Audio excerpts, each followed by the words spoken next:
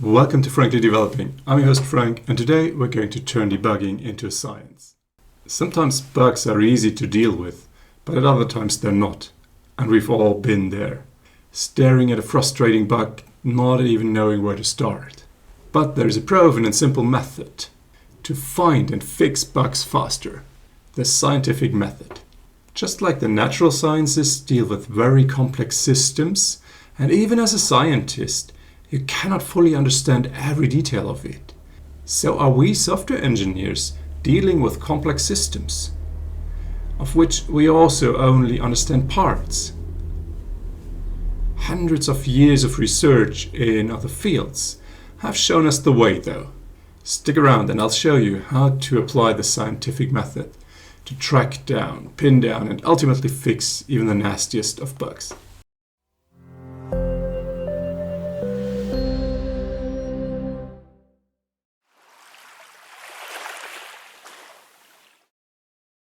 Just a quick disclaimer to make that clear. We can get a lot better and systematically address bugs, but it's always better to not have bugs appear in the first place. While we cannot guarantee a bug-free system, if you subscribe to the channel, you know there are a few other means. So if you didn't subscribe yet, go ahead and do that. And maybe I point out a few things in that direction already. So here's a video, for example, on how you can use the type system to get rid of hundreds and maybe thousands of potential bugs that just never come up. So you don't have to hunt them down either. And another way is that you can just do a lot of testing, obviously, which is going a long way to protect us from bugs. And you can go even as far as testing, as you can see in this video, your future code that hasn't even been written yet, and you already get tests for that. So in that sense, try to not let bugs come up in the first place. But we're not perfect, so eventually we'll get there.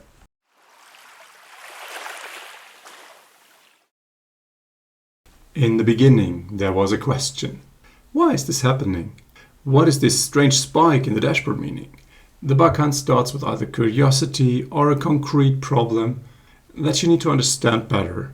That's the first step in the scientific method. Spend some thoughts on formulating a good question. This looks like the most simple step, and it kind of is, so we often just jump directly to the next.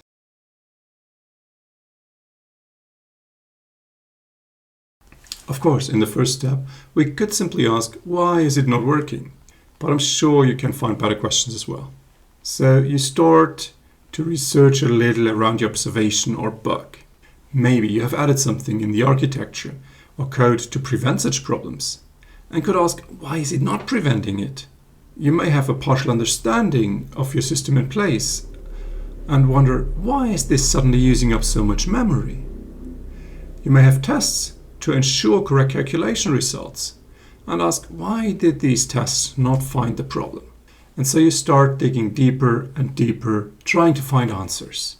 This is step 2 of the scientific method. Researching your topic area. Take a closer look at that architecture, the memory usage, or your tests. This step may involve discussions, debugging tools, profilers, tools for log analysis, etc.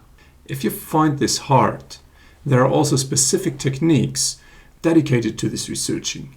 Here's a video on how to apply the root cause analysis to systematically go through this. Eventually, if the bug is reasonably easy, you may understand enough about the system and the bug to just fix it. In all other cases, we proceed to the next step.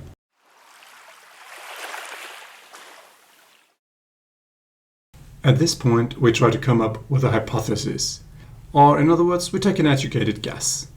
Based on the information we have researched, we think, what if? It takes some experience and practice to come up with good hypotheses, and you'll typically go through several of them if they don't hold up to scrutiny. Don't worry, you'll get there.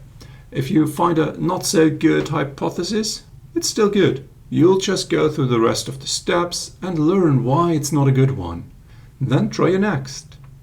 If you do this together with your team, a lot of times the other team members' knowledge can help in sorting out the better hypothesis. one crucial early evaluation is that it should help to explain your observation of the bug. What does that look like in practice? Let's say you have a bug that crashes your service when a user clicks on a certain button. A really bad hypothesis would be that it's your dog's fault because it didn't eat enough. That obviously won't help in explaining what you observe, the service crashing. A less ridiculous one might be the Angular frontend is getting confused due to visual elements overlapping and thus doesn't detect the button click correctly. While that may be true and cause for further bugs, it doesn't help in explaining the server-side crash. A more realistic hypothesis might look something like this. Normally, the button works, but this user is special, and we know that he has other access rights configured in Active Directory. So maybe the server is crashing while trying to check that. Once you find a hypothesis that makes you nod and think, yeah, that could be, you're ready for the next step.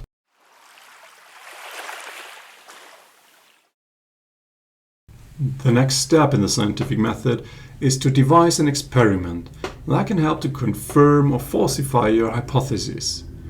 In the previous example, a fast and cheap experiment would be to change the access rights of one of the developers and have her click the button.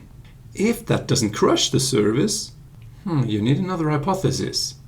Getting used to working with experiments like this, though, does take some time, and your engineering disciplines have a tremendous impact on how well you can do this. Having a system that is easy to test allows you to write quick and easy automated tests to quickly check your hypothesis.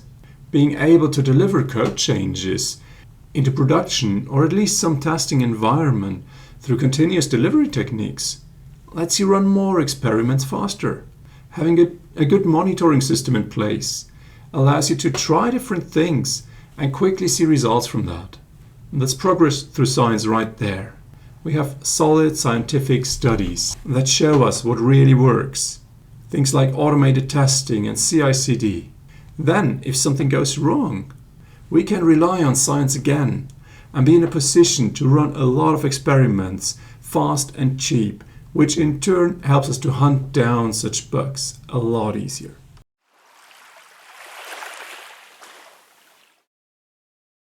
After you've run your experiment, you need to analyze the results or data from it. This may be super simple, like looking at a test result, passed or failed. Or it may involve a lot of gathering data, cleaning it up, visualizing it, and discussing it. Again, proper engineering technique helps. If that data is already gathered and visualized, you're just better off. In this step, the analysis is very targeted. Don't go on a side quest, but always keep your hypothesis in mind.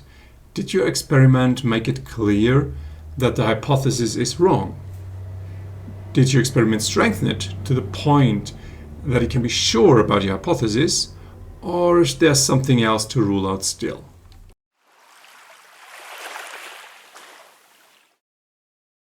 In the final step, we do the actual work of fixing the bug. If it's a really complex one, we may instead really just document what we learned so far. Otherwise, we have gained a clear understanding of what happens and come up with a plan to fix it. We may change the code to fix it, add documentation about it, and of course, if we don't have it yet from our experiments, we write a test. You do write tests for your bugs to protect you against regression, right?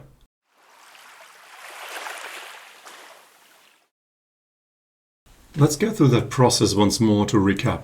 You start with some observation or question. Then you do your research on it, find out more, refine the question.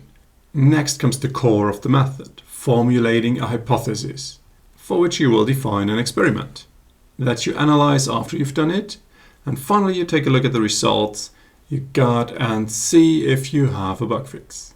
Or not finally, because for the really hard bugs, you need to narrow things down. That's why I just keep repeating the process, again and again, as many times as it needs. It may feel a bit cumbersome at first, when compared to just jumping into the debugger, but you'll find that this systematic approach is super fast and useful. You'll not only get to fix those bugs, you'll also learn a lot on the way. And you will be able to hit the right spot instead of only providing bandages and workarounds. It also makes the whole endeavor much less frustrating. So what was the hardest bug you had to track down? And did you use the scientific method? Let me know in the comments. Thanks for watching, and as always, have fun developing.